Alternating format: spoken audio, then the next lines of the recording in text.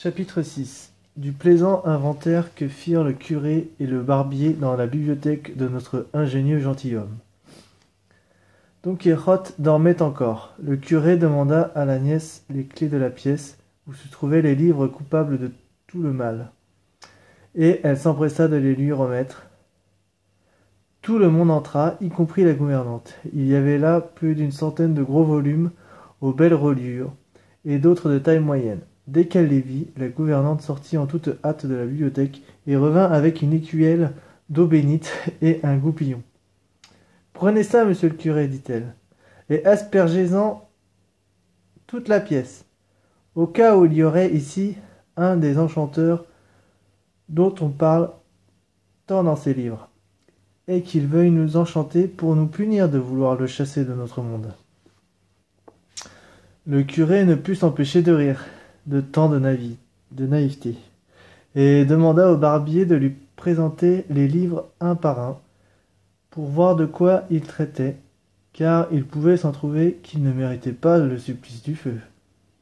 « Non, intervint la nièce, aucun ne doit être épargné, car ils ont tout fait du mal. Attends, je l'en fais.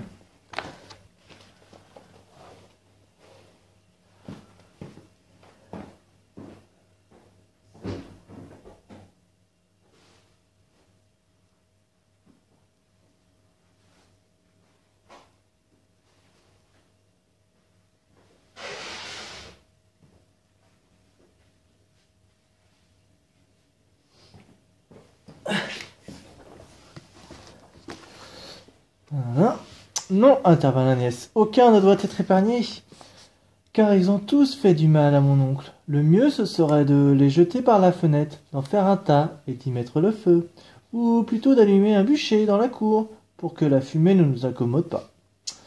La gouvernante approuva, car tous les deux n'avaient qu'une envie, c'était de voir périr ces pauvres innocents. Mais le curé n'y consentit pas, il voulait au moins en lire les titres. Les premiers que maître Nicolas lui présenta étaient Amadis de Gaule. Ce livre est un cas un peu étrange, dit le curé. D'après ce que j'ai entendu dire, c'est le premier roman de chevalerie qu'on ait imprimé en Espagne, et tous ceux qui ont été écrits par la suite l'ont pris pour modèle. Il me paraît donc qu'en tant que fondateur d'une secte dangereuse, nous devons le condamner sans rémission au bûcher. Je ne suis pas de votre avis, objecta le barbier.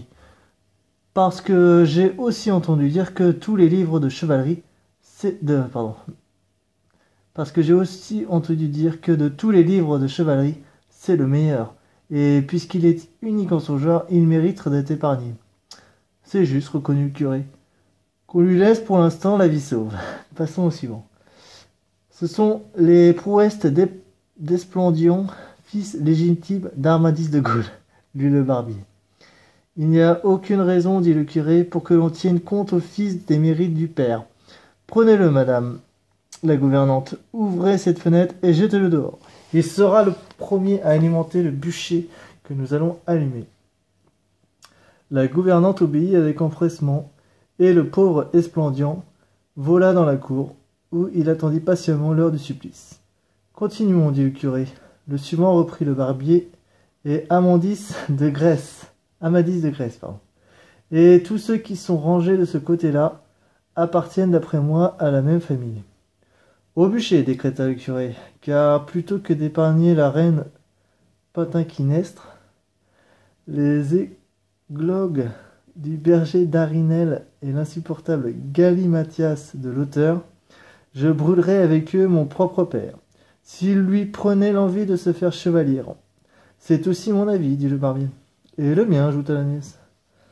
Alors donnez-les-moi, ils iront rejoindre les autres, dit la gouvernante.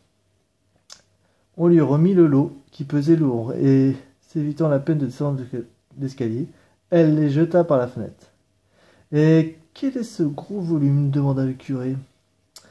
C'est Don Olivante de Laura, lut maître Nicolas. Il est du même auteur que Le Jardin des Fleurs, expliqua le curé.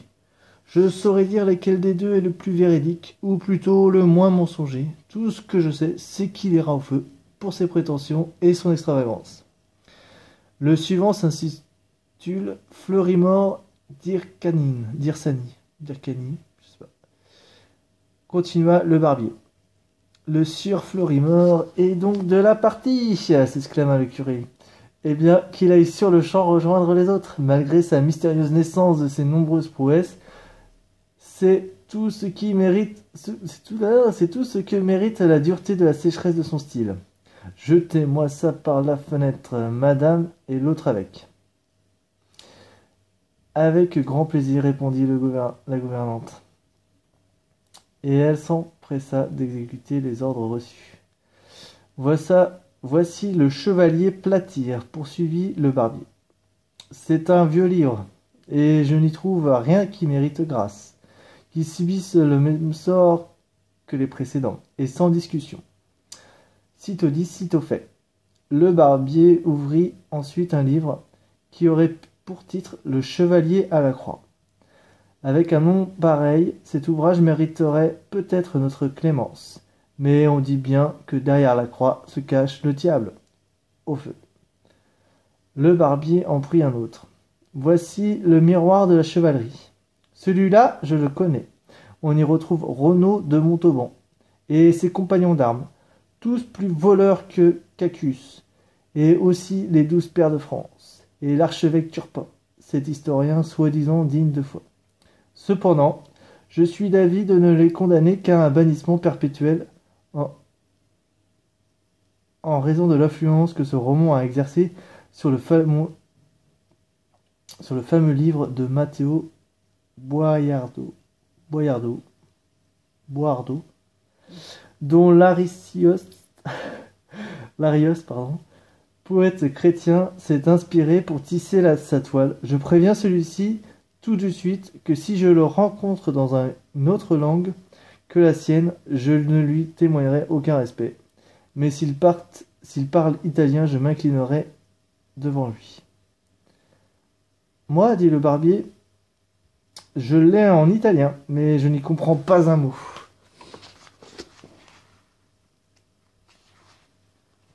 Cela vaut mieux pour vous, et il aurait mieux valu que pour nous tous qu'un certain capitaine, que je nommerai point, ne l'eût pas apporté en Espagne et traduit en castillan, car il lui a ôté une grande partie de sa valeur, comme c'est le cas pour tous les livres en vers que l'on fait passer d'une langue dans une autre. Malgré tout, le soin que le traducteur y porte et toute l'habileté qu'il y déploie, jamais il ne pourra restituer la perfection de l'œuvre originale.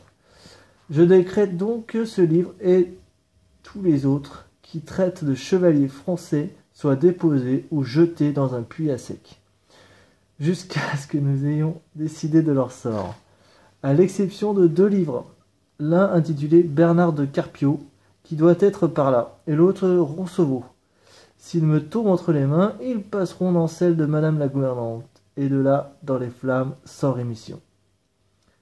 Maître Nicolas approuva la sentence, qui lui parut tout à fait juste. D'ailleurs, il ne doutait pas qu'un homme aussi bon chrétien que le curé pût dire en toutes circonstances autre chose